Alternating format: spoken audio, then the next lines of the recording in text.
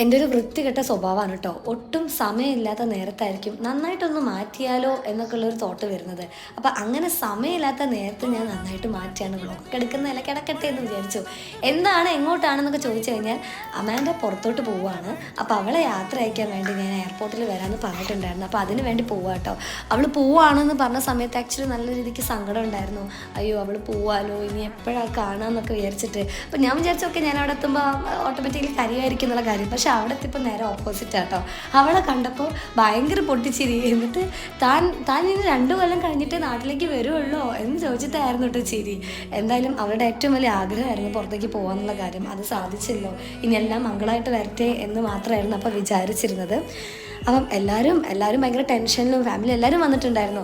ടെൻഷനിലും കരച്ചിലൊക്കെ ആയ സമയത്ത് അവസാനം ഒരു ചെറിയൊരു സങ്കടം എനിക്ക് വന്നായിരുന്നു. എന്തായാലും എല്ലാം റെഡിയാവും. 2 വർഷം കഴിഞ്ഞ് അവളെ കാണാമല്ലോ എന്ന് വിചാരിച്ചു തിരികെ വന്നു. പിന്നെ ഫുഡ് കഴിക്കാൻ കയറി.